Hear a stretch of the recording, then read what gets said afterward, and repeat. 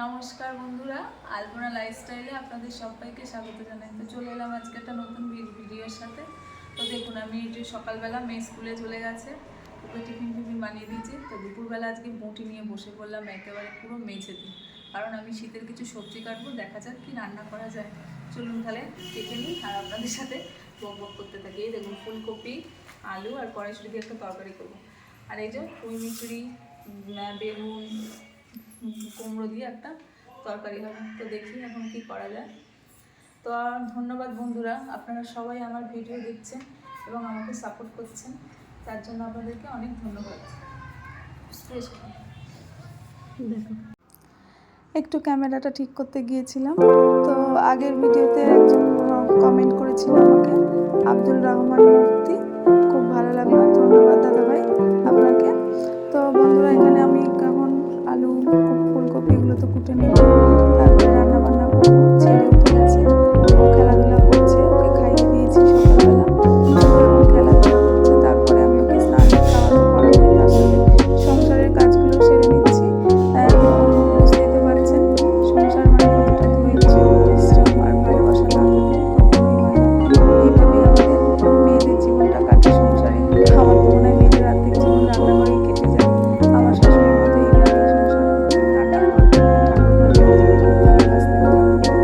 তো যাই হোক, এখন রান্নাবান্না করে নিলাম, তারপরে বাকি কাজগুলো আছে। তো এটা তাহলে নিরামিষ তরকারি বানাবো, ঠিক আছে, নিরামিষ তরকারি বানাবো। আসলে ভাল লাগে না রোজ রোজ পেঁয়াজ আদা রসুনের তরকারি খেতে, তাই ভাবলাম একটু করে নিই। ফুলকপিগুলো এখানে ভাজা করতে দেওয়া হয়ে গেছে, প্রায় অর্ধেক ভাজা হয়ে গেছে। আলু তো ভেজে তুলেই নেওয়া হয়েছে।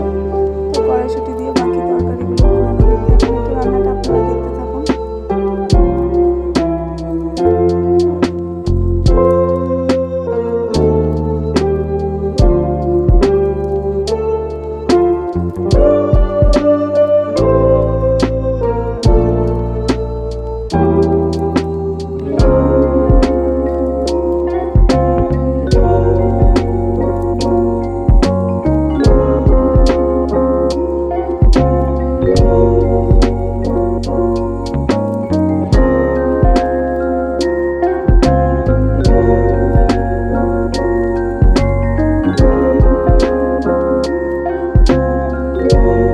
তরকারিটা তো প্রায় শেষের পথে। দেখুন, ধনেপাতা, গরম মশলা আর আমি একটা মশলা বানিয়ে রাখি, একটু মানে কি বলবো, জিরে গুঁড়ো, ধনে গুঁড়ো, মানে ড্রাই রোস্ট করে সেটা করে রাখি, দিলে ভালো লাগে। বিশেষ করে নিরামিষ তরকারিতে জাস্ট এটুকুই দিই।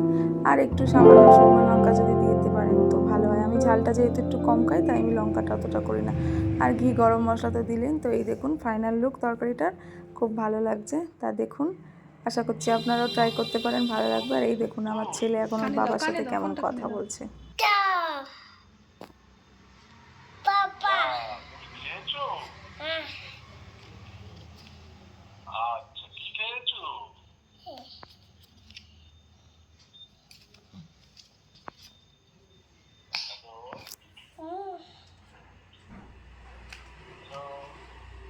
মাম্মা, দিদি কোথায়? নেই, দিদি নেই, নেই, বাবা